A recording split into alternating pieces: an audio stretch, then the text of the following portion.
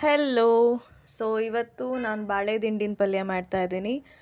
ಎಲ್ಲರಿಗೂ ಗೊತ್ತಿರೋ ಹಾಗೆ ಅದು ತುಂಬಾ ಒಳ್ಳೆಯದು ಆರೋಗ್ಯಕ್ಕೆ, ಎಸ್ಪೆಷಲಿ ಹೊಟ್ಟೆಗೆ ಅಥವಾ ಕಿಡ್ನಿಗೆ ಸಿಕ್ಕಾಪಟ್ಟೆ ಒಳ್ಳೆಯದು.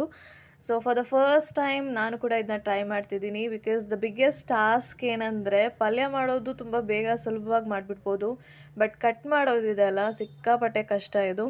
And even I have tried for the first time ಹೆಂಗೆ ಕಟ್ ಮಾಡೋದು ಏನು ಕತೆ ಅಂತ ತಿಳ್ಕೊಂಡು and then I have tried this.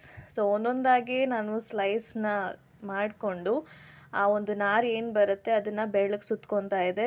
This is the trick how we need to cut the ಅದು ಬಾಳೆದಿಂಡನ್ನ ನಾವು ಈ ರೀತಿಯಲ್ಲಿ ಕಟ್ ಮಾಡಬೇಕಾಗತ್ತೆ. ಆ್ಯಂಡ್ ಅಷ್ಟೇ, ಅದಾದಮೇಲೆ ಅದನ್ನು ಸಣ್ಣದಾಗಿ ಈ ಥರ ಸ್ಲೈಸ್ ಆದಮೇಲೆ ಸಣ್ಣದಾಗಿ ಹೆಚ್ಕೊಂಡ್ಬಿಟ್ಟು ಒಂದು ಪಾತ್ರೆಯಲ್ಲಿ ನೀರು ಉಪ್ಪನ್ನ ಆ್ಯಡ್ ಮಾಡಿಕೊಂಡು ಈ ಸಣ್ಣದಾಗಿ ಹೆಚ್ಕೊಂಡಿರೋ ಬಾಳೆದಿಂಡನ್ನ ಅದರಲ್ಲಿ ಮಿಕ್ಸ್ ಮಾಡ್ಕೋಬೇಕು. ಬಿಕಾಸ್ ಸ್ವಲ್ಪ ಹೊತ್ತೇನಾದರೂ ಬೈಲಿಗಿಟ್ಟರೆ ಹಾಗೆ ಅದು ಕಪ್ಪಗಾಗ್ಬಿಡುತ್ತೆ.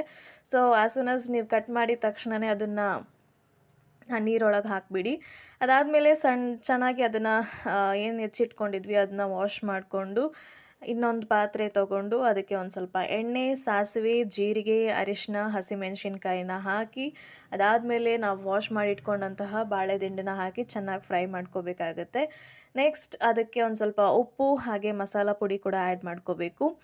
ಇನ್ ಕೇಸ್ ನಿಮಗೆ ಏನೋ ಸ್ವಲ್ಪ ಟೇಸ್ಟ್ ಚೆನ್ನಾಗಿ ಅನಿಸ್ಬೇಕಂದ್ರೆ ಹೆಸರುಬೇಳೆನ ಹಾಕೋಬೋದು ನೀವು, ಅದು ಕೂಡ ಚೆನ್ನಾಗಿರುತ್ತೆ. ಆ್ಯಂಡ್ ಲಾಸ್ಟಲ್ಲಿ ಕೊತ್ತಂಬರಿ ಅಥವಾ ತೆಂಗಿನಕಾಯಿ ತುರಿನ ಹಾಕ್ಬೋದು, ಬಟ್ ನಾನಿಲ್ಲಿ ಕಡಲೆಬೀಜ ಹುರ್ಕೊಂಡಿರ್ತೀವಲ್ಲ ಅದ್ರದ್ದು ಪುಡಿ ಮಾಡಿ ಹಾಕ್ಕೊಂಡಿದ್ದೀನಿ. And finally it's ready.